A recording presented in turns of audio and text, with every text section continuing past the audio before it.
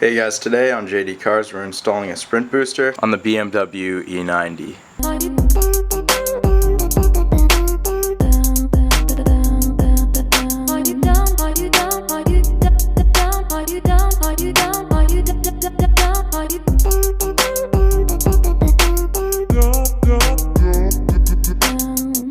I've wanted to install a sprint booster for a long time now, and I finally went ahead and bit the bullet and bought one.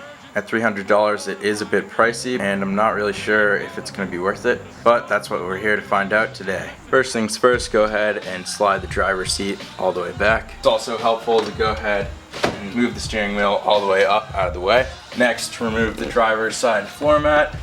Give myself some padding, and to protect the paint, I'm going to go ahead and lay the smoothing cloth down. Now we're going to remove the gas pedal. Now remove the small black cap covering up this screw, and then remove it using a T30 Torx. Now very simply pull straight up on the gas pedal to remove it. This will expose the connector, which you can see right here. We're going to be disconnecting this and attaching our sprint booster right here. Inside the sprint booster box, we have a user manual, a little barcode that we're going to stick onto the unit, an installation guide, zip tie, and a small adhesive pad. And then we've got the sprint booster controller right here, and finally the sprint booster module itself. So here it is connected to itself. Just go ahead and unconnect it. I plug this end of the connector into the gas pedal here, and the other end is plugged into the car. Now we reinstall the throttle pedal here. Just let this hang out for the moment. Get the throttle pedal to hook onto the top part first, slide it down, and reinstall the screw at the base of the throttle pedal.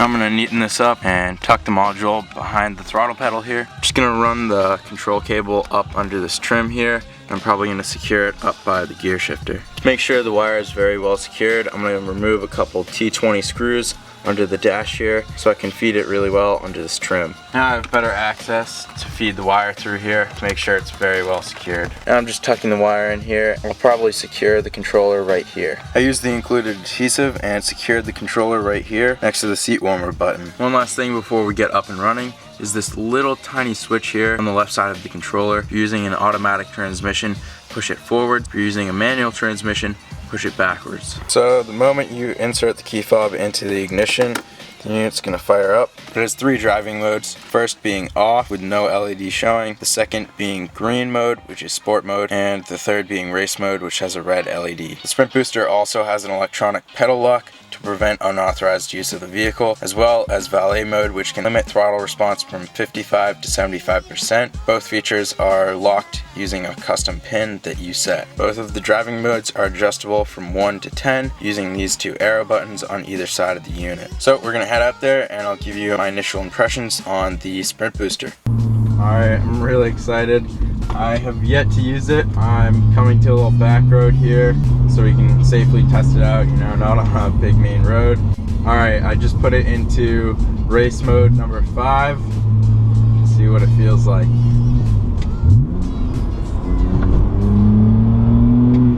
Oh my gosh!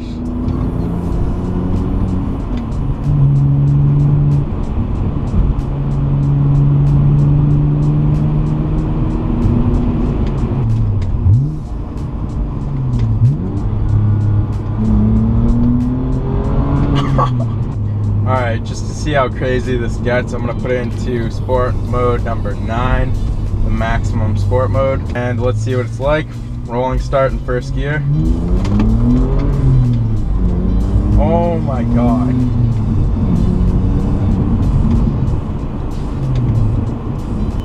This is easily the best $300 I've ever spent. Oh my god.